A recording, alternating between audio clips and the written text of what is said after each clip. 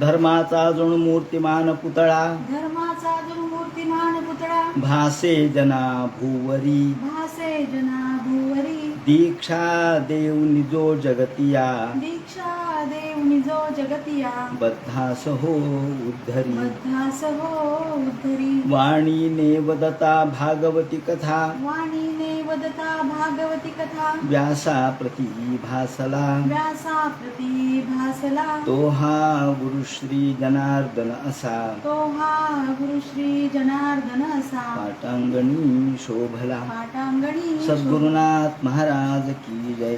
हरे नमः. श्री शुकोवाच पीते गरे वृषांकेण प्रीतास्ते मरदानवाः ममंतु स्तरसा सिंधुम अविर्धानी ततो भवत. भगवान वेदव्यास वर्णन करून सांगू लागले. शुकाचार्य राजा परीक्षितीला सांगतात. याप्रमाणे शुकाचार्य म्हणतात, हे परीक्षिते, भगवान महादेवांनी विष प्राशन केलं. इकडे सगळे देव तिथून निघाले आणि पुन्हा समुद्र मंथनाच्या कार्याला लागले. समुद्र मंथन सुरू झालं. याचं तात्पर्य असं आहे की कुठल्याही गोष्टीचं मंथन करावं लागतं. मंथन म्हणजे मंथनातून काही निष्कर्ष बाहेर येतात. समाजामध्ये सुद्धा वेगवेगळे विचार असतात आणि या सगळ्या विचारांचं मंथन जेव्हा होतं तेव्हा पहिल्यांदा विष बाहेर येतं, वाईटच गोष्ट बाहेर येते आणि मग ती वाईट गोष्ट कोणाला तरी सहन करावी लागते, कुणीतरी प्राशन करावी लागते. आता समाजातले अनेक संदर्भ आपल्या लक्षात येऊ शकतील. यामध्ये आता याचा उल्लेख मी फारसा करणार नाही, परंतु समाजात जे जे चाललेलं आहे अनेक वर्षापासून त्या सगळ्यामध्ये विचाराचं मंथन महत्त्वाचं आहे. आणि हे मंथन करत असताना काही चांगले काही वाईट अशा गोष्टी त्यामध्ये एकत्र येतात. परंतु पहिल्यांदा काही वाईट गोष्टी बाहेर पडतात, परंतु या सगळ्या पचवाव्या लागतात. वाईट गोष्टी पचवाव्या लागतात, पण त्यासाठी महादेव पाहिजे, त्यासाठी शंकर पाहिजे. असो, याप्रमाणे पहिल्यांदा विष बाहेर पडल्यानंतर पुन्हा समुद्राचं मंथन सुरू झालं आणि त्यामधून पहिल्यांदा तत उच्चैश्रवा नावाचा घोडा त्या समुद्रातून बाहेर पडला. उच्चैश्रवा घोडा बाहेर पडल्याबरोबर बळी म्हटला, आम्हाला द्या. कारण बळीच्या साह्याने तर समुद्र मंथन सुरू झालं. विष निघालं तेव्हा बळी म्हटला नाही आम्हाला द्या. पण जेव्हा माणसाला काहीतरी चांगली गोष्ट प्राप्त होते तेव्हा माणसाचा पुढे हात येतो, त्याचा स्वभावच आहे. याप्रमाणे बली म्हणाले, हा उच्चैश्रवा आम्हाला द्या. उंच अशा प्रकारचे कान असलेला शामकर्ण अशा प्रकारचा घोडा हा उच्चैश्रवा नावाचा. तो कसा होता तर हयोभूषण चंद्रपांडुरा, हा चंद्रासारखा पांढरा स्वच्छ आणि कान तेवढे काळे होते. बलीनं तो घेतला. त्यानंतर पुन्हा समुद्र मंथन सुरू झाल्यावर ऐरावत निघाला. ऐरावत निघाल्याबरोबर 5 त्याला सोंड आहेत. ऐरावत हा 5 सोंडांचा हत्ती आहे आणि ऐरावत पांढरा शुभ्र आहे, काळा नाहीये. बाकीच्या हत्ती काळे आहेत, पण ऐरावत मात्र पांढरा शुभ्र आहे. आणि तो पांढरा शुभ्र असलेला 5 सोंड असलेला हा हत्ती आहे आणि तो प्रत्यक्ष इंद्राने मागितला. जेव्हा मोरोपंतांनी एक यावर फार सुंदर आर्या केलेली आहे. ती आर्या अनेकांना कळत नाही, कारण आता आपल्याला संस्कृतचं ज्ञानही नसतं. परंतु उडुपा उडसे धर्मोदार्या लाजोनी अभ्रमुरडे हो, सावित्रीच्या सुयशी नदीसे पती म्हणून अभ्रमुरडे हो. या ठिकाणी उडुपा उडुसे धर्मोदार्या लाजोनी अभ्रमुरडे हो. उडुपा आकाशातल्या चांदण्याप्रमाणे चमकणार. धर्म तेज हे नष्ट झाल्यानंतर काय अवस्था होते ते म्हणतात. उडुपा उडुसे धर्मोदार्या लाजोनी अभ्रमुरडे हो. अभ्र मुरडे हो असा एक अर्थ आहे. अभ्र म्हणजे आकाशातले ढग, हे मुरडतात. आणि सावित्रीच्या असूयशी न दिसे पती म्हणून अभ्रमु रडे हो. तेव्हा सावित्री अर्थात सत्यवान सावित्रीची कथा आहे. त्यामध्ये सावित्रीच्या नशिबात आता 1 वर्षापेक्षा जास्त पती नाही हे पाहिल्यामुळं अभ्रमू कोण आहे हो? अभ्रमू ही या ऐरावताची पत्नी आहे. पण हे अनेकांना माहीत नसतं आणि मोरोपंतांनी अशी रचना केली आहे की ती सामान्यांना कळत नाही. असो, याप्रमाणे तथा ऐरावतो नाम वारणेंद्र विनर्गतः दंतेश चतुर्भेद, याप्रमाणे या 4 दात असलेले हा हत्ती, 5 सोंडा असलेला हा हत्ती इंद्राने मागितला. त्यानंतर तस्मिन हरी नंतर कौस्तुभ मणी निघाला. कौस्तुभ मणी निघाल्याबरोबर भगवान विष्णू म्हणाले, आम्हाला द्या. आम्ही एवढं सहकार्य केलंय, आम्हाला नको का? कौस्तुभाख्यमभूत रत्नम, कौस्तुभ रत्न भगवान विष्णूने घेतलं. आणि त्यानंतर पुढे पारिजात वृक्ष निघाला, तो इंद्राने स्वर्गामध्ये नेला. त्यानंतर पुढे अप्सरा निघाल्या, त्याही इंद्राने स्वर्गामध्ये नेल्या.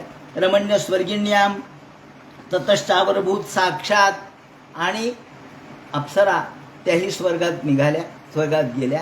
त्यानंतर प्रत्यक्ष लक्ष्मी त्यातून प्रगटली. काय वर्णन केलंय लक्ष्मीचं! समुद्रामधून ही लक्ष्मी प्रगटली. प्रगटल्याबरोबर रमण्य स्वर्गिण्याम ततश्चाविर्भूत साक्षात श्रीरमा भगवत पारा. रमा म्हणजे प्रत्यक्ष लक्ष्मी त्यातून प्रगटली. ती लक्ष्मी कशी होती? सौदामिनीप्रमाणे तिची कांती होती, विजेप्रमाणे चमकत होती. सौंदर्य, लावण्य, अंगातल्या वेगवेगळ्या प्रकारच्या अलंकारांनी युक्त आणि पैठणी नेसलेली, सुंदर अशा प्रकारची उंची वस्त्र नेसलेली पाहिल्याबरोबर सगळे म्हणाले, आम्हाला आपल्याकडेही असावी. अहो, लक्ष्मीची इच्छा कोणाला नाही, कोणाला नको वाटते लक्ष्मी? लक्ष्मी आपल्या घरी यावी असं तर सगळ्यांना वाटतं. म्हणून तर आपण लक्ष्मी पूजनाच्या वेळेला अत्र स्थिरा भव, अत्रैव स्थिरा भव असं म्हणतो. इथं राहा. ती काही राहायला तयार नाही कोणाच्या घरी, चंचल आहे. तेव्हा लक्ष्मीकडे पाहिलं की सगळ्यांची इच्छा झाली. माधाव माधाव विनयव दैवम. अहो, माणसाच्या दैवात नसेल तर नुसती धावाधाव करून उपयोग होत नसतो. दैवात असेल तर सगळं प्राप्त होतं, दैवात नसेल तर धावाधाव करून उपयोग होत नाही. ते म्हणतात ही रूप, त्याचप्रमाणे लावण्य, तसंच कांती, अंगातल्या वस्त्रप्रावरण हे इतके सुंदर होते की तिच्याकडे पाहून सगळे आकृष्ट झाले. अहो, एवढंच कशाला, इंद्रानी तिच्यासाठी सुंदर अशा प्रकारचं आसन आणलं. पहा कसं पुढं पुढं करतात, लक्ष्मीच्या पुढं पुढं सगळेच करतात. इंद्रानी सुंदर आसन आणलं. बाईसाहेब बाईसाहेब बसा म्हणून आसन मांडलं. त्यानंतर नद्या आल्या, नद्यांनी अभिषेक करायला सुरुवात केली. त्यांनी सोन्याच्या घड्यामध्ये पाणी आणलं आणि अभिषेक करायला सुरुवात केली. त्यानंतर पृथ्वी आली, पृथ्वीने औषधी आणल्या. त्याचप्रमाणे गायी आल्या, गायींनी पंचगव्य, त्यांच्यासाठी दूध, दही, तूप हे सगळं आणलं. त्याचप्रमाणे वसंत ऋतू, त्यांनी फळ आणि फुलं, त्या ठिकाणी वसंत माधव तो ऋतू प्रगटला. त्या ऋतूमध्ये आंब्याला मोहर यावा आणि कोकिळा पूजन कराव्यात अशी स्थिती. त्याप्रमाणे ऋषी आले, ऋषींना सुद्धा स्पृहा निर्माण झाली, त्यांनी अभिषेक केला.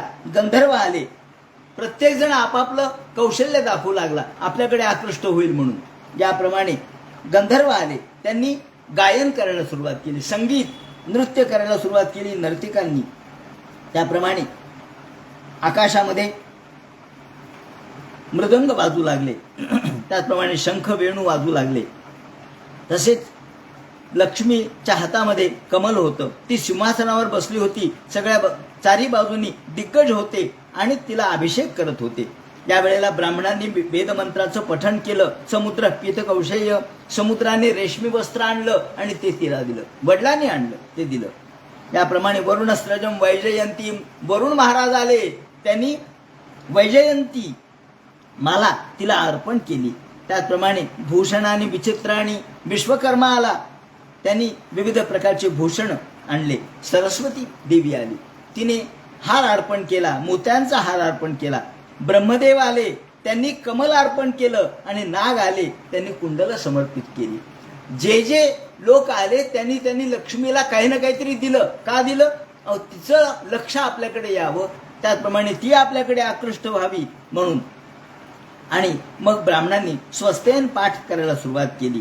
हातामध्ये कमल घेतलेली लक्ष्मी अतिशय सुंदर दिसत होती. आणि स्तनद्वयम चाति कुशोदरीम समम निरंतरम चंदन कुंकुमोक्षितम. अंगाला चंदन लावलेलं होतं. सुगंध सगळीकडे सुटला होता.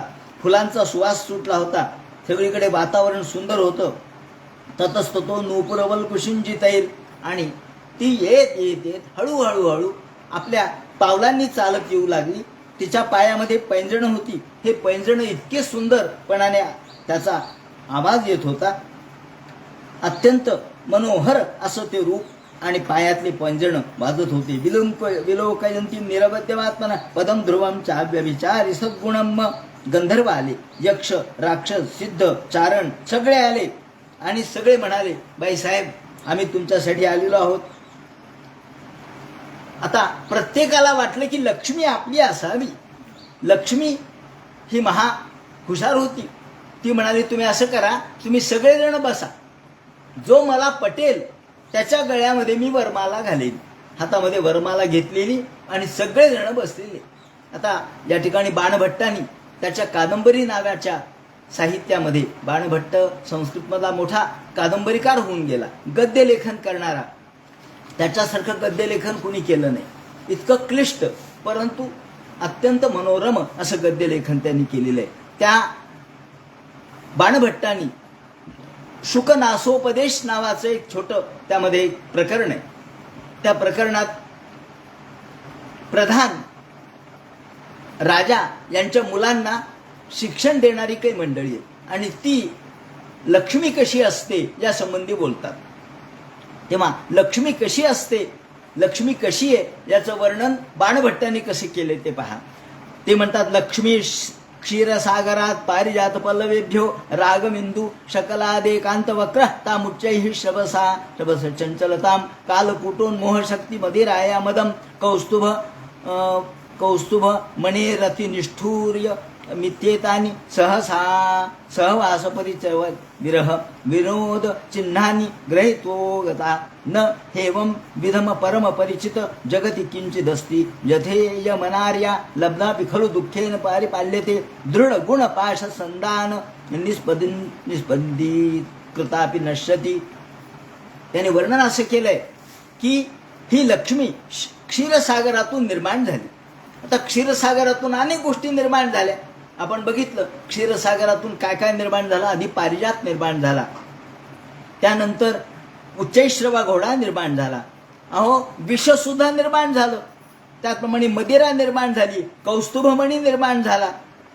या सगळ्याची गुण लक्ष्मीने आपल्याकडे घेतलेले आहेत असं वर्णन केलं. कारण आई वडिलाचे गुण मुलामध्ये येत असतात आणि भावा बहिणीचे गुण प्रत्येकामध्ये असतातच. भावा बहिणीला एकमेकांचे गुण एकमेकांच्या मध्ये संमिश्रित होत असतात. मग क्षीरसागरातून निर्माण झालेली ही जी लक्ष्मी आहे तिने पारिजातक पल्लवेभ्यो रागमिंदू, लालसरपणा जो पारिजाताच्या देठामध्ये तो तिच्या मध्ये आहे. पारिजाताकडून तिने रंग घेतला, किंचित लालवट अशा प्रकारचा रंग हा तिच्या डोळ्यामधला तो पारिजातकाकडून घेतला. चंद्र निर्माण झाला पारिजात या क्षीरसागरातून. इंदू म्हणजे चंद्र, इंदू शकलाद एकांत वक्र, इंदू सुद्धा निर्माण झाला. चंद्र कुठून निर्माण झाला? क्षीरसागरातून. मग चंद्राचे काय गुण घेतले हो? म्हणजे चंद्रकोरीप्रमाणे वाकडेपणा तिने घेतला. हे बाणभट्टाची भाषाशैली आहे. ते म्हणतात उच्चैश्रवा घोडा निर्माण झाला, त्याची चंचलता घेतली. उच्चैश्रवा घोड्याची चंचलता घेतली. कालकूट निर्माण झालं म्हणजे विष, त्याला दुसऱ्याला मोहण्याची, विषामध्ये माणसाला चक्कर येते म्हणा किंवा बेशुद्धी येते, म्हणजे थोडक्यात तो मोह त्याला निर्माण होतो, तो मोहित होतो. तेव्हा कालकूटापासून मोहित करण्याची, लोकांना मोहण्याची, शुद्ध बुद्ध हरपण्याची क्षमता तिने घेतली, मोहन शक्ती घेतली. मदिरेपासून मद घेतला. कौस्तुभ मण्यापासून काय घेतलं? कठोरपणा घेतला. लक्ष्मी तेवढीच कठोर आहे म्हणे. आणि त्याचबरोबर तिने हे सगळं आपल्यासोबत घेतलं. आणि अशी ही लक्ष्मी लाभली कोणाला तरी सांभाळ करणं मुश्किल आहे. का? ते म्हणतात, अहो गुणांच्या दोरखंडाने जरी बांधली, गुणरूपी दोरखंडाने जरी बांधली तरी ती पळून जाण्यात पटाईत आहे. ती चंचल असल्यामुळं ती निष्ठून जाते. आणि म्हणून जो निर्गुण आहे त्याच्याकडे ती जाते. गुणरहित आहे, गुणाच्या पलीकडचा आहे, त्रिगुणातीत कालातीत असा जो आहे त्या भगवंताकडे ती जाते. अशा पद्धतीने मोठं सुंदर विवरण त्याने केलंय. दृढ गुण पाश संदान संदान संदान निपस्पंदीकृतानपि नश्यती. त्याला बांधलं तरी ती निघून जाते असं म्हणतात. ज्याप्रमाणे लक्ष्मीने बाणभट्टांनी केलेलं विवरण आपण बघितलं. ही लक्ष्मी हातामध्ये वरमाला घेऊन निघाली आणि निघताना तिने सगळ्यांना बसवलं. यामध्ये कोण कोण होतं? यामध्ये इंद्र होते, चंद्र होते, वरुण होते, कुबेर होते, ब्रह्मदेव सुद्धा होते, परशुराम होते, दुर्वास होते, त्याचप्रमाणे विरोचन हे सुद्धा बलीचे वडील ते देखील होते, बृहस्पती, मार्कंडेय, हिरण्यकशिपू सुद्धा आले होते, त्याचप्रमाणे गौतम ऋषी होते, शनी सुद्धा बसला होता. सगळेजण असे बसलेले तिने पाहिलं. अरे अरे एक एक जणांनी लाईन लावली. म्हणजे आता मग पहिल्यांदा दुर्वासाकडे आले. दुर्वास म्हणले माझ्यात काय कमी आहे, मी तपस्वी आहे. ती म्हणले हो महाराज तुम्ही तपस्वी आहात, पण तुमच्यात राग एवढा आहे की तुम्ही कधी मला जाळून भस्मसात करताल सांगता येत नाही. चुकून चहाला उशीर झाला तर रागवताल आणि शाप देताल, नको रे बाबा. मग ऋषी नाकारले. इंद्र म्हणले हे बा मी तर देवांचा राजा आहे, बाईसाहेब माझ्यात काय कमी आहे, मी तुम्हाला आसन दिलं होतं बसायला. हो म्हणले तुम्ही देवांचा राजा आहात, सगळं आहे, तुम्ही त्याचप्रमाणे वैभव संपन्न आहात, पण तुमच्यावर स्वतःचं नियंत्रण नाही. तुमची कथा आम्हाला माहिती आहे. म्हणले अहिल्या, आम्ही काय विसरलोत का म्हणले तुमची अहिल्या. बाबा लगेच मान खाली घातली. चंद्र पुढे मान करूनच उभा होता. तो म्हणला मी तो सुंदर आहे. ती म्हणले बरोबर आहे तुम्ही सुंदर आहात, पण तुम्हाला क्षयरोग लागलेला आहे, तुम्ही कलंकित आहात. असा क्षयी नवरा मला नको, रोगिष्ठ नवरा काय कामाचा म्हणले, रोगिष्ठ नवरा नको. वरुण आला. वरुणाने सांगितली माझ्यामध्ये ताकद आहे, माझ्यामध्ये एवढी ताकद आहे की वरुण पाशाने लोकाला बांधलं जातं, ते लोक सुटत नाहीत. ते म्हणले बरोबर आहे, पण तुम्ही इतके शक्तीने मदांध आहात की तुम्हाला गर्व एवढा आहे. कुबेर ते पुढे आले. ते म्हणले तुम्ही आहात, पण तुम्हाला सुद्धा संपत्तीचा गर्व आहे. ज्याला शक्तीचा गर्व आहे तुम्हाला संपत्तीचा गर्व आहे. ब्रह्मदेव 4 तोंडाचे, त्यांना वाटलं एखाद्या तरी मानेमध्ये माळ घालेली ही. ब्रह्मदेव नाही म्हणले तुम्ही तुमच्या मुलीचा विचार केला नाही, कन्याचा विचार केला नाही, तुम्ही तिच्या मागे धावलात. असा अविचारी नवरा मला नको. परशुराम त्यांनाही वाटलं आपण लग्न करावं, मी चिरंजीव आहे म्हणले, मला काय. हो म्हणले पण तुम्ही क्रूर आहे, तुम्ही आईला मारायला मागं पुढं पाहिलं नाही, मला मारता उद्या नको. याप्रमाणे विरोचन आले. विरोचनाने काय केलं होतं? विरोचन एवढा दानी होता की त्यांनी स्वतःचं आयुष्य देखील पणाला लावलं.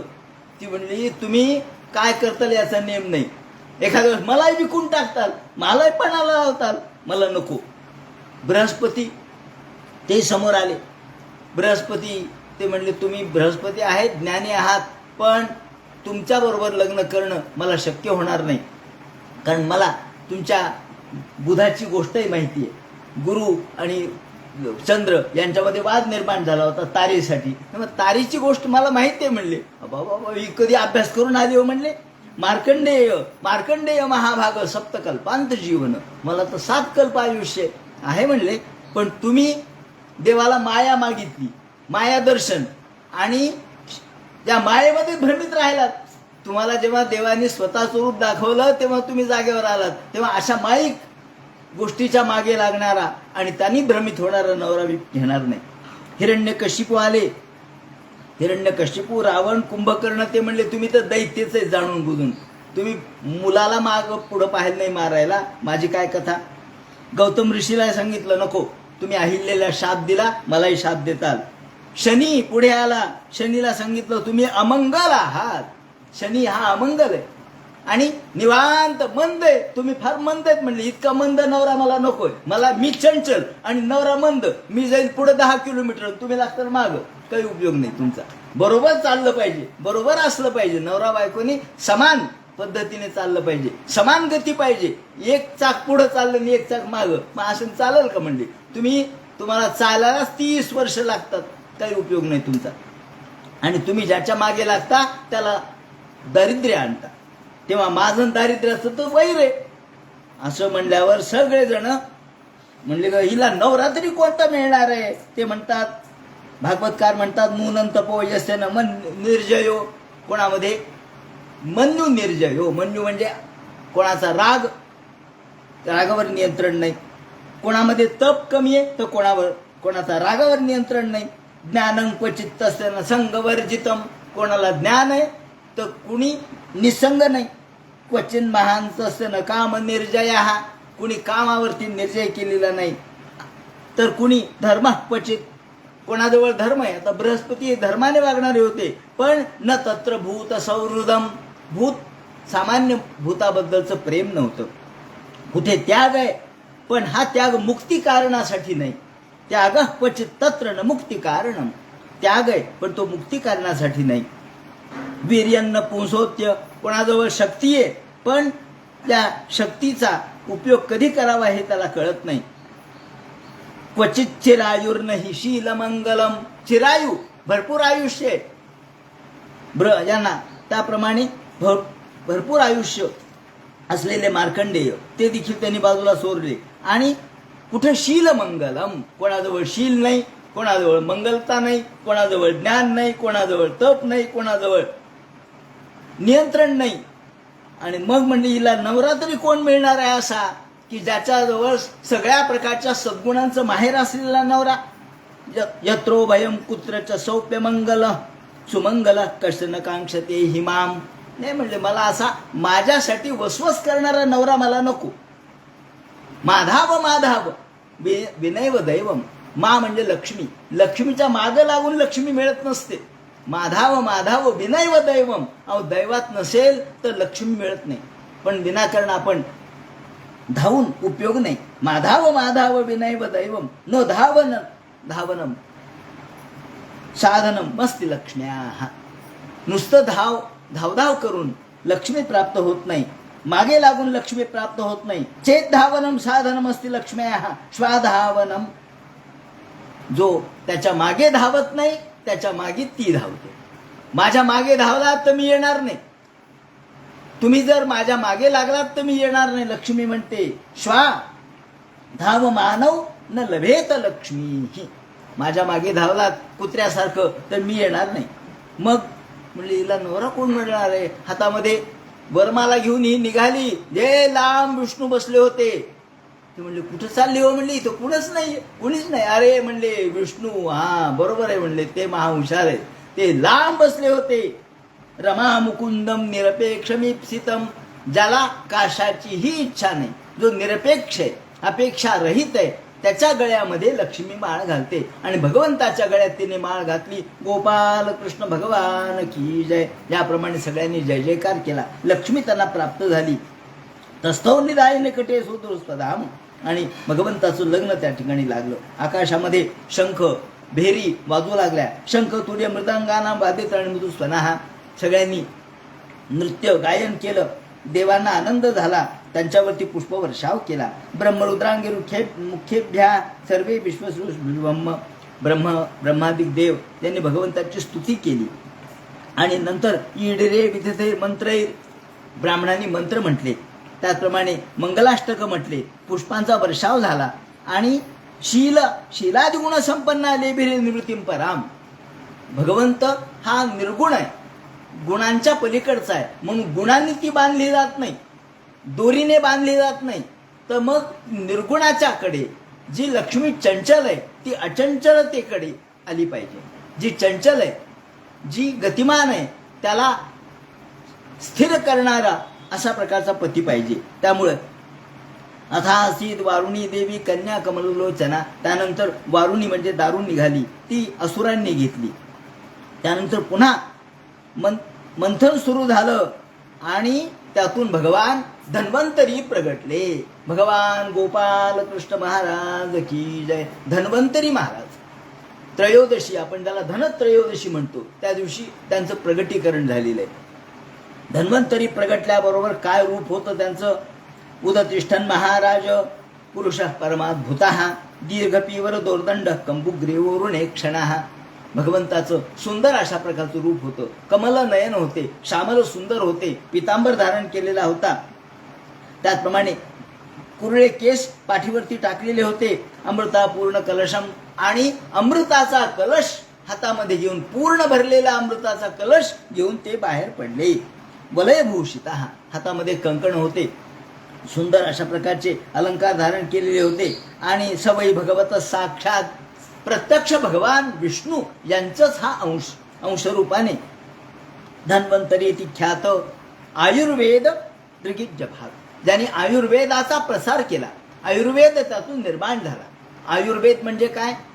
समाजातल्या लोकांना चांगलं जीवन, आरोग्य संपन्न जीवन प्राप्त व्हावं यासाठी निर्माण झालेले ज्या औषधी आहेत त्या ज्यांनी सुरू केल्या, जे त्यांच्यापासून त्यांनी प्रारंभिक केल्या, त्या हे औषधी वनस्पती यांचे प्रत्यक्ष प्रचारक आणि प्रवर्तक असे हे धन्वंतरी ती ख्यात आयुर्वेद दृगिज्य भाग.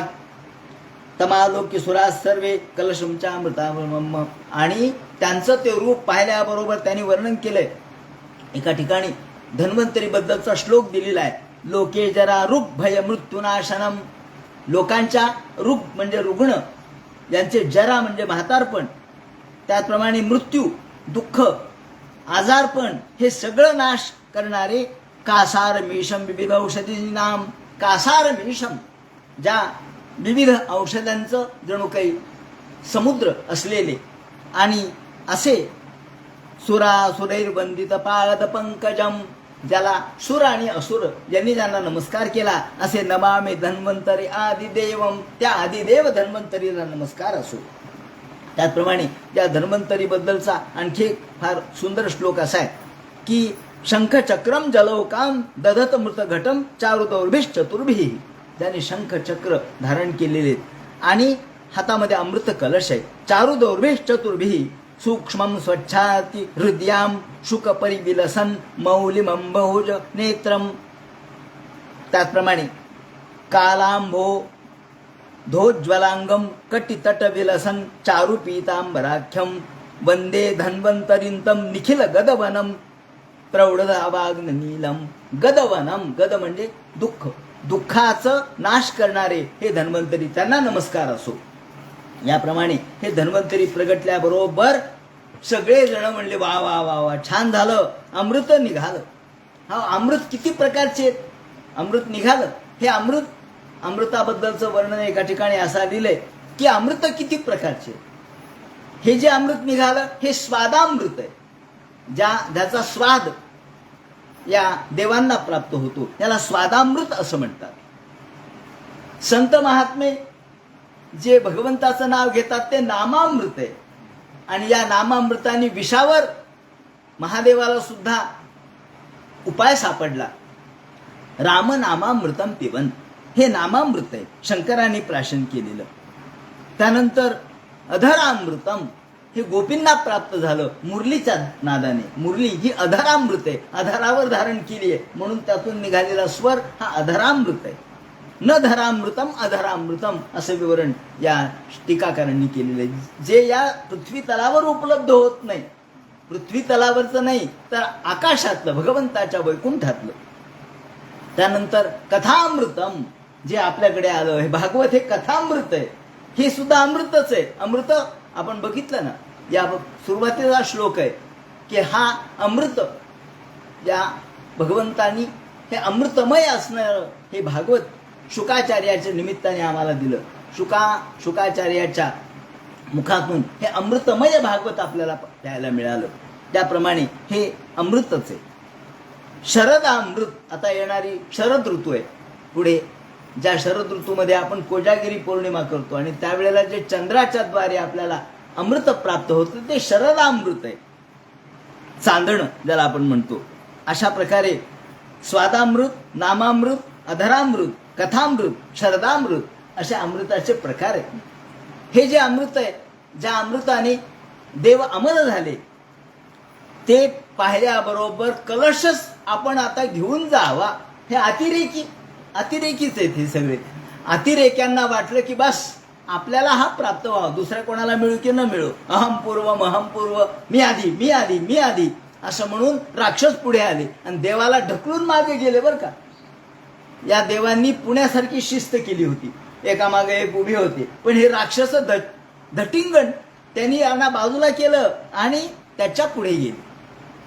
देवा स्वभावम भागमर्हतींती, देवांचा जो भाग होता तो देवाला न प्राप्त करता राक्षसांनी पळवला. आणि मग देव नुसते बघत राहिले. अरे अरे अरे अरे नेलं म्हणले अमृत, अमृत घेऊन गेले कलश. म्हणले कोणी? हो ते काय बघा ना, दुर्बला प्रबला राजन. शुकाचार्य म्हणतात दुर्बला प्रबला राजन. अहो दुर्बल जे लोक आहेत ते नुसते बसून राहतात आणि ज्याच्या हातात काठी त्याची म्हैस, त्याला म्हणतात प्रबल. ज्याच्या हातात काठी त्याची म्हैस, जो त्या ठिकाणी प्रभावी आहे, जो आडदांड आहे, त्याचं राज्य चालतं. याप्रमाणे ज्यांनी धच्चोटपणा केला, धटिंगणपणा केला, त्यांनी अमृत पळवून नेलं. दुर्बला प्रबला राजन गृहीत कलशान मुहू. दुर्बलाला बाजूला टाकलं आणि अबल बाजूला गेले आणि जे सबल आहेत, ताकदवान आहेत, ते पुढे गेले. ज्याप्रमाणे राक्षसांनी पळून नेलं. आणि मग सगळे देव पुन्हा हताश होऊन बसले. आता काय करू?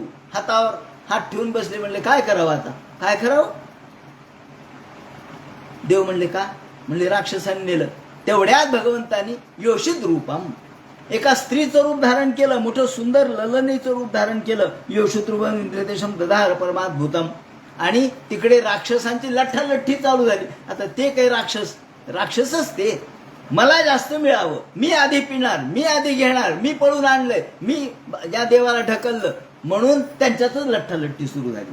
मग त्यांच्यात भांडाभांडी सुरू झाली. तेवढ्यात भगवंतांनी स्त्री रूप धारण केलं आणि तिथून चालले.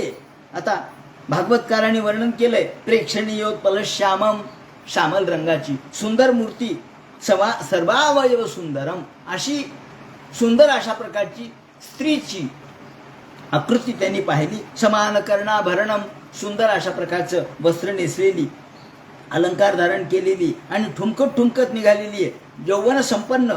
त्याचप्रमाणे तिच्या सर्व प्रकारच्या अवयवांचं सौंदर्य वर्णन केलंय. त्याचप्रमाणे मुखा मोदानुरक्ताली, अनुरक्त मुख, मुख काय पान खाल्लं होतं का काय माहित नाही, पण लालसर तोंड होतं. मुखा मोदानुरक्तालिम झंकारोद्विग्न लोचनम.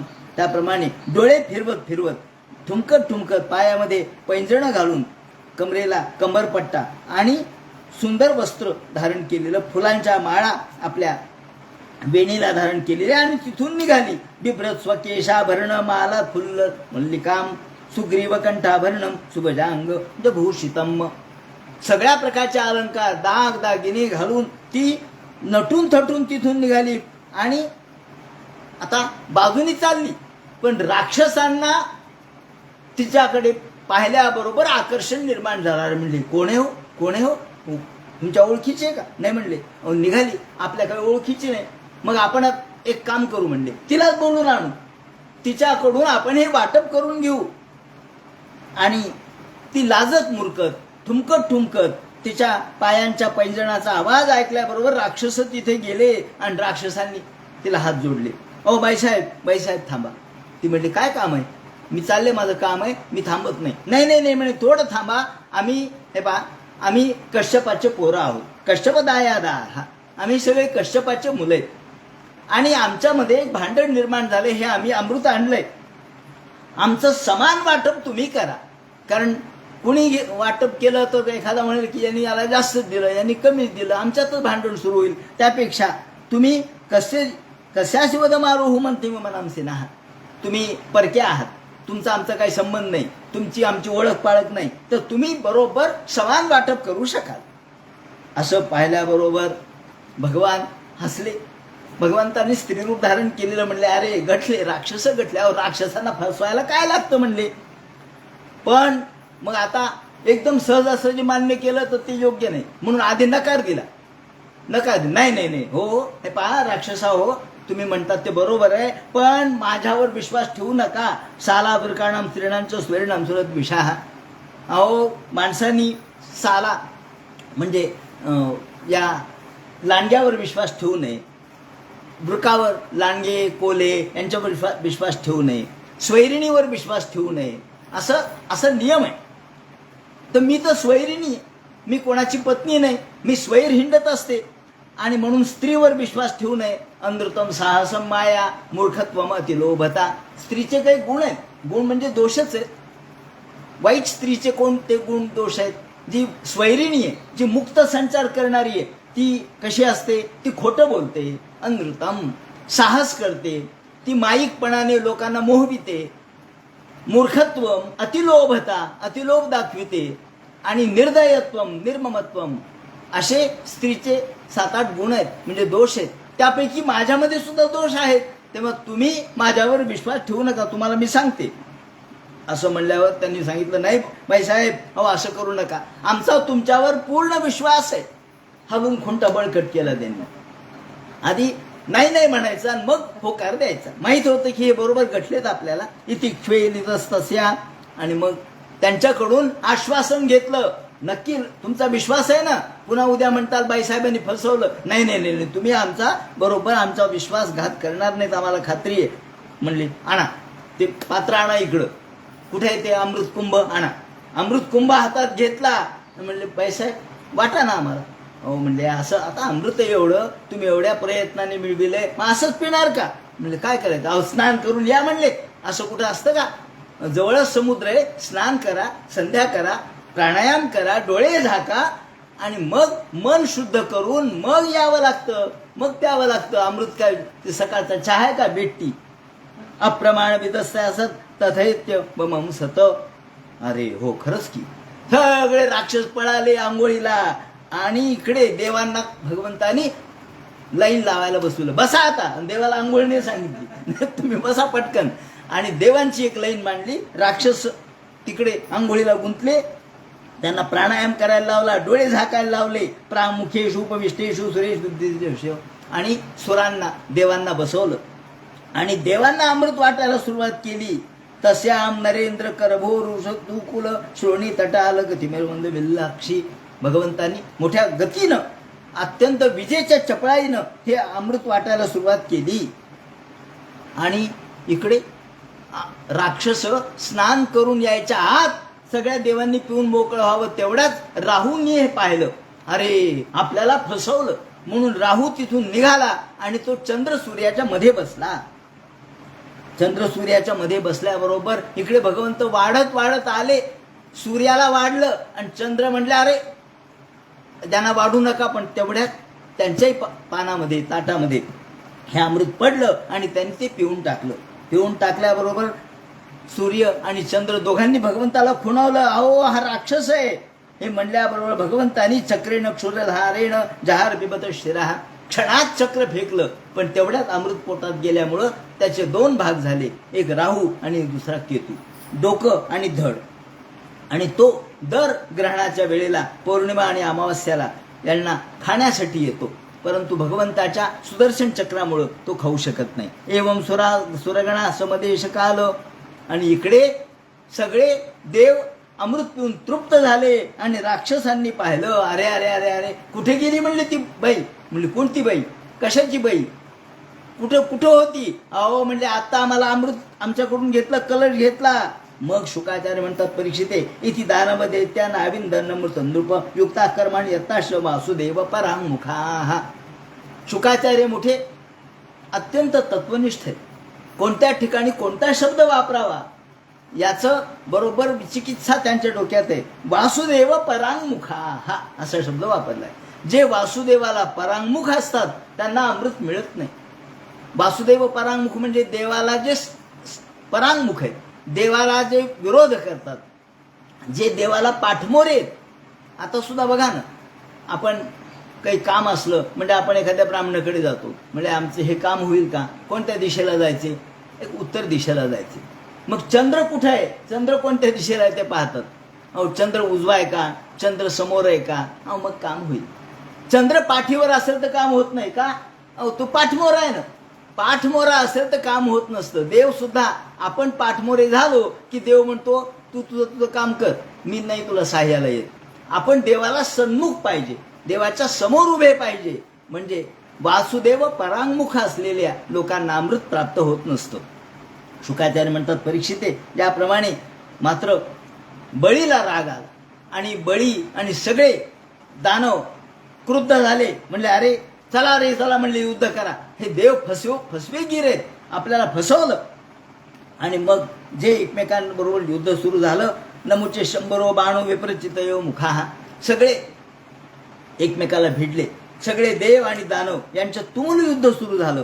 शंख तुर्य मृदंगाणाम, त्या ठिकाणी शंख वाजू लागले, मृदंग वाजू लागले, पणव वाजू लागले, भेरी वाजू लागल्या आणि युद्ध सुरू झालं. वैरोचन म्हणजे बली यांनी इंद्राबरोबर युद्ध करायला सुरुवात केली. त्याप्रमाणे नमुची 100 बाण, विप्र चित्ती, याप्रमाणे कालनेभी, शकुनी, हे सगळे, हयग्रीव, शंकुशिरा, कपिल, मेघदुंदुभी, तारक. आता या ठिकाणी सगळे पुन्हा राक्षस पुन्हा येत असतात. तारकासूर हाही आला, अरिष्टनेमी आला, पौलम आला, निवात कवच आला. आणि हे सगळे एकमेकांच्या जे जुने वैर आहे, ज्यांचं वैर आहे. आता हे जे शुंड मुंड, हे सगळे चंड मुंड जे राक्षस, ते देवीबरोबर लढू लागले. त्याप्रमाणे सिंहनाद होऊ लागला, शंखनाद होऊ लागला, ऐरावतांचा आवाज होऊ लागला, वृषाकपी आला आणि युद्ध सुरू झालं. ज्याप्रमाणे या युद्धामध्ये देव अर्थात अमृतप्राशन केलं होतं आणि दैत्य मात्र मरू लागले. तेषाम पदाघात अर्थांग चूर्णिता, हो रथ आहेत, त्याचप्रमाणे घोडे आहेत, यांच्या पायाखाली राक्षस चिरडू लागले आणि कबंध सुद्धा लढू लागले. एखाद्याचं मणकं छाटलं गेलं तर नुसते हातपाय लढू लागले.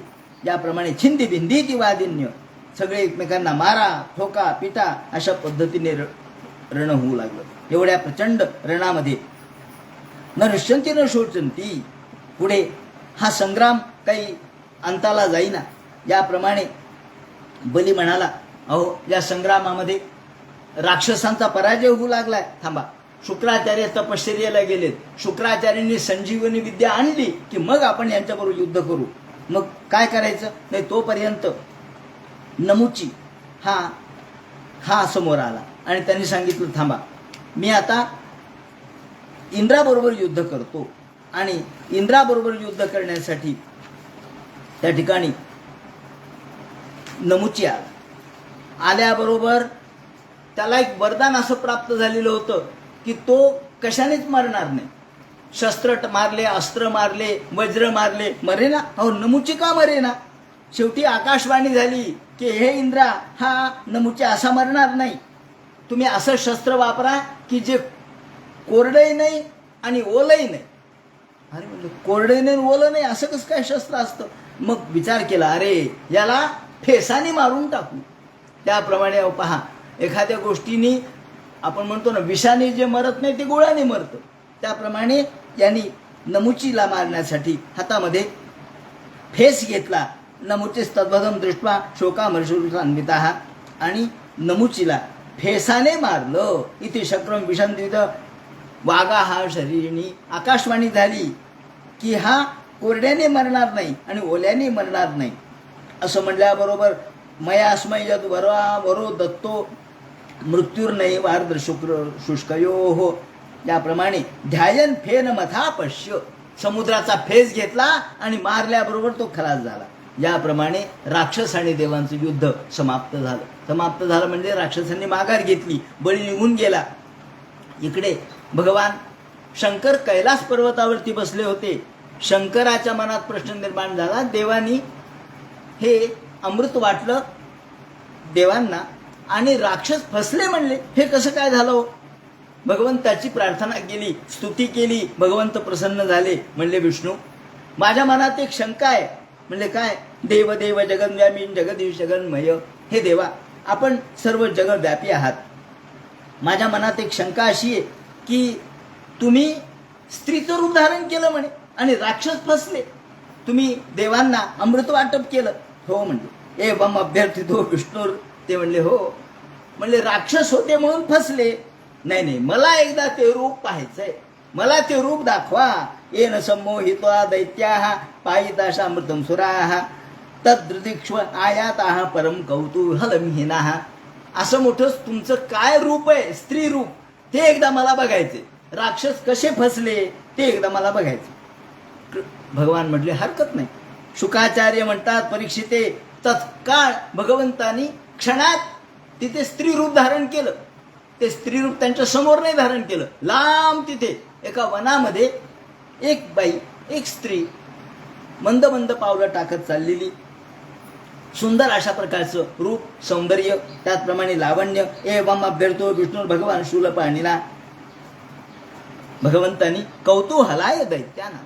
भगवंत म्हणतात की मी दैत्यांच्यासाठी हे केलं, पण तुम्हाला शक्य होणार नाही, तुम्ही काही फसणार नाहीत. पण घटना घडली तशी. इति ब्रुवाणो. तिथे एक वन होतं. वन निर्माण केलं भगवंतांनी, सुंदर वन निर्माण केलं. आणि त्या वनामध्ये विचित्र चित्र, विविध प्रकारचे फुलं फुललेले, त्याचप्रमाणे सुंदर सुगंध येऊ लागलेला, आणि भुंगे गुंजारव करतायत, सगळीकडे सुगंध, असं वातावरण की ज्या मनामध्ये एक प्रकारची कामभावना निर्माण व्हावी असं वातावरण. विक्रीडितम कंदुक लीलया लसत. आणि पलीकडे झाडाच्या आड, झुडपाच्या आड कुणीतरी स्त्री आहे असं दिसलं, जी चेंडू खेळत खेळत खेळत निघाली. आणि अंगामध्ये सुंदर अशा प्रकारचं वस्त्र धारण केलं, रेशमी वस्त्र होतं, मेखला धारण केलेली होती. तसंच पायामध्ये पैंजणं होते, आणि ते पैंजणांचा, त्याचप्रमाणे कमरेच्या कंबरपट्ट्याचा आवाज हळूहळू येत होता.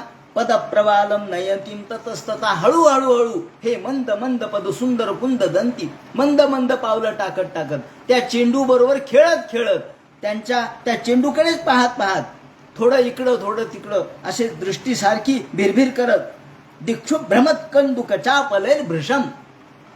कंदुक चापलव म्हणजे त्या चंचलत्व जे त्या कंदुकाचं आहे, म्हणजे चेंडूचं आहे, तितक्या चंचलतेने नजर फिरवित होती. आणि ही पाहता पाहता महादेव पार्वती बसलेले होते, भूतगणही बसलेले होते. पण महादेव क्षणभर विसरले की आपण पार्वती बरोबर बसलो आहोत, आपले भूतगण बाजूला आहेत.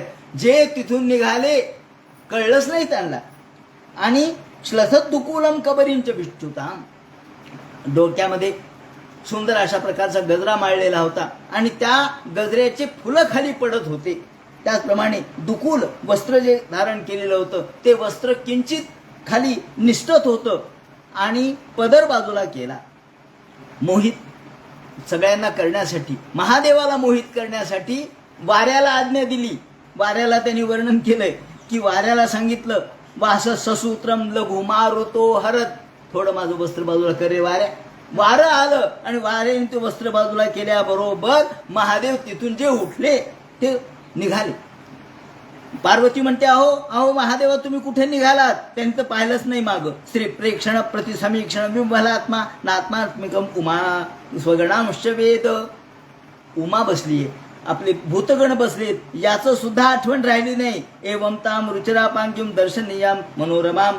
त्या सौंदर्य संपन्न असणाऱ्या आणि कंदुक खेळणाऱ्या त्या चेंडू बरोबर आपलं चंचलत्व दाखवणाऱ्या त्या मोहिनीकडे भगवान पळाले, तिच्या मागं लागले. आता आपण तिच्या मागं लागून तिला हस्तस्पर्श करावा म्हणून ते पळायला लागले.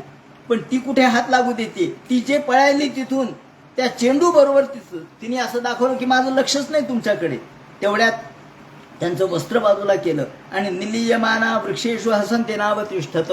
पळत पळत पळत महादेव पळाले, या वृक्षाच्या मागे जातात. या वृक्षाच्या मागे गेली की ती दुसऱ्या वृक्षाच्या मागे जायची, ती तिसऱ्या झुडपाच्या मागे जायची, या झुडपाच्या मागे, त्या वृक्षाच्या मागे करत करत करत आता महादेव म्हणले, आता बरोबर या वृक्षाच्या जवळ येते, आपण तिला गाठू. म्हणून एका वृक्षाच्या तिथे महादेव गेले. तिथे ती गेलेलीच होती. महादेव गेले आणि तिला आता आलिंगन देणार. दिलं सुद्धा आलिंगन, आणि एकदम डोळे झाकले महादेवाने. कामस्यच वशम नीत करेणु यूथ पहा. हत्ती जसा हत्तीणीवर लुब्ध होऊन पडावा त्याप्रमाणे त्याच्या हातामध्ये, महादेवाच्या हातात तिचे केशबंध आले. केशबंध उपानीय बाहुभ्याम परिशस्वजे. अरे म्हणले, तिचे केस आपल्या हाताला लागले, म्हणजे आता आपण आपल्या हातात ती आली, म्हणून डोळे झाकले. डोळे झाकले, थोड्या वेळाने डोळे उघडले. डोळे उघडल्याबरोबर विष्णू समोर. हा म्हणले, विष्णू आपण? म्हणले, महादेवा, अहो राक्षस भुलले, तुम्ही कसे भुलताल? ओ क्षमा करा, मला क्षमा करा असं म्हणल्यानंतर भगवान म्हणतात, हे महादेवा, आता तुम्ही माझ्या मोहिनी रूपाला भुललात, इथून पुढे तुम्हाला कुणीही भुलवणार नाही.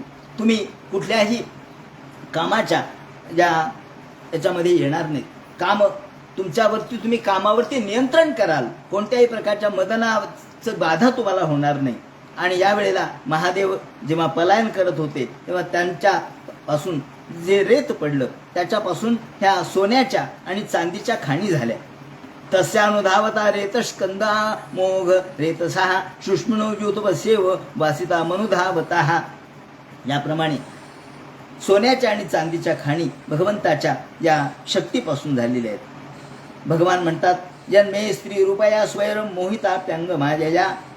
हे महादेवा, माझ्या या मोहिनी रूपाला तुम्ही भुललात, पण इथून पुढे मात्र तुम्ही कामावर नियंत्रण कराल असा मी तुम्हाला आशीर्वाद देतो. त्याप्रमाणे शुकाचार्यांनी सांगितलं, इति ते विहता असतात विक्रम शार्ंग धन्वनः. भगवंताचं हे मोहिनी रूप, ही मोहिनीची कथा जे ऐकतील वाचतील त्यांना कधीही या संसाराची बाधा होणार नाही, प्रपंचातील मोहाची बाधा होणार नाही, अशा प्रकारचा आशीर्वाद या कथेला दिलेला आहे. एतन मोह कीर्तयतो शृण्वतो नरिष्यते जातु समुद्यमा क्वचित जगदुत्तम श्लोक गुणानुवर्णनम समस्त संसार परिश्रमापहम. भगवंताचा या ठिकाणी श्लोक मोठा सुंदर वर्णन केलेला आहे की कपट युवती वेशो मोहयान्य सुरारीम. ज्यांनी कपट युवती वेश धारण करून राक्षसांना फसवलं अशा भगवंताला मी नमस्कार करतो. असद विषय मंग्रीम भावगम्यम प्रपन्ना नमृत ममरवर्या नाशयत सिंधुमथ्यम कपट युवती वेशो मोहयन्य सुरारीम स्तमह मुपसुतानाम कामपूरन्नतोस्मी. त्या अशा कामपूर असणाऱ्या भगवंताला नमस्कार असो. कामपूर हा शब्द इथे वापरलाय आणि नृसिंहासाठी सुद्धा वापरलाय, कामपूरन्नतोस्म्यहम म्हणून. त्याप्रमाणे पुढे त्यांनी 7 मन्वंतराचं वर्णन केलेले आहे. आता इथून पुढे येणार आहे. आतापर्यंत आपण 6 मन्वंतराच्या कथा ऐकल्या आणि 7वं म्हणजे आता वैवस्वत मन्वंतर चालू आहे. तर याच्या नंतर होणारे जे 7 मन्वंतर आहेत ते कोण कोण होतील ते त्यांनी सांगितलंय. यामध्ये पुढे विवस्वानाचा पुत्र श्राद्धदेव हा 7वा मनु आहे.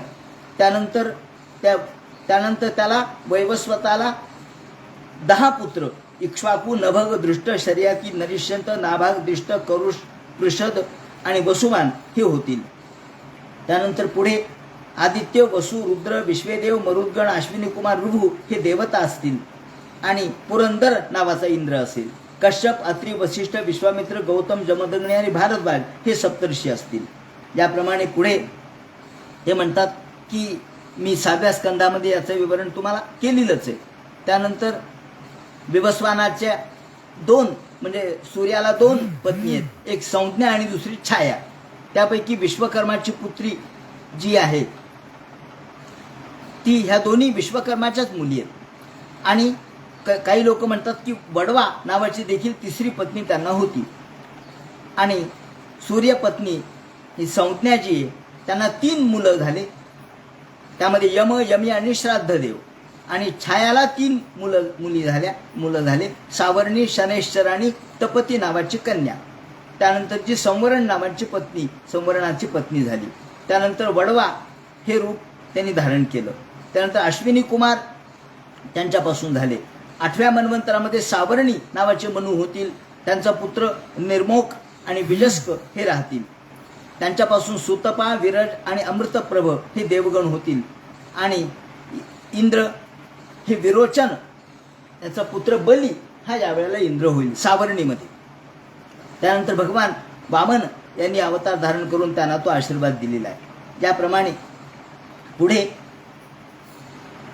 सुतल लोकामध्ये सध्या त्यांना राज्य दिलेलं आहे. त्यानंतर गालव दीप्तिमान परशुराम अश्वत्थामा कृपाचार्य ऋषशृंग हे भगवान व्यास हे ऋषी राहतील.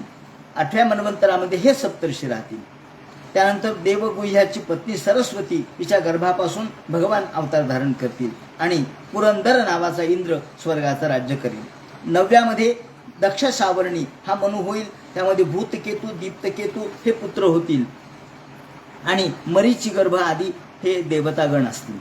त्याचप्रमाणे पुढे आयुष्मानची पत्नी अंबुराधारा याच्यापासून भगवान अवतार धारण करतील आणि अद्भुत नावाचा इंद्र होईल. डाव्यामध्ये जो मनू आहे तो ब्रह्मसावरणी, त्याच्यामध्ये सद्गुण राहतील. भूरिशेन आदी पुत्र त्याला होतील. हविष्मान, सुकृती, सत्य, जय, मूर्ती आणि सप्तर्षी हे राहतील. त्यानंतर देवतागण, सुवासन वगैरे राहतील. विश्वसृड याची पत्नी विसुची यांच्या गर्भापासून विश्वक्सेन नावाचा अवतार भगवान धारण करतील आणि शंभू नामक इंद्र यावेळेला असेल. 11वा जो अत्यंत संयमी असलेला धर्मसावरणी, विहंगम, कामगण, निर्वाणरुची हे देवतागण होतील. अरुणादी सप्तर्षी होतील आणि वैद्युत नावाचे इंद्र होतील. आणि भगवान यावेळेला अंशावतार धारण करतील वैद्युतीच्या गर्भापासून धर्मसेतूच्या रूपाने आणि जगाचं रक्षण करतील. 12व्यामध्ये रुद्र सावरणी हा उपदेव आणि श्रेष्ठदेव हे पुत्र होतील आणि यामध्ये ऋतधामा नावाचा इंद्र होईल. हरित हे देवगण होतील. तपोमूर्ती, तपस्वी, आंतरिक सप्तर्षी होतील. त्यानंतर 13व्यामध्ये जितेंद्रिय देवसावरणी हा इंद्र होईल. चित्रसेन, विचित्र आदी हे पुत्र होतील. सुकर्मा आणि सुत्राम हे देवगण होतील आणि दिवसपती हा इंद्र होईल. याप्रमाणे पुढे 14व्यामध्ये इंद्र सावरणी हा उरू, गंभीर अशा प्रकारचा पुत्र होईल आणि तो मनु होईल. त्यापासून पवित्र, चाक्षुष हे देवगण होतील आणि या वेळेला इंद्राचं नाव हे शुची असेल. अग्नी, बाहू, शुची, शुद्ध, मागध हे सप्तर्षी होतील. याप्रमाणे तुला पुढच्या होणाऱ्या 7 मन्वंतराचं वर्णन या ठिकाणी केलेलं आहे. म्हणजे हे द्रष्टे लोक किती होते.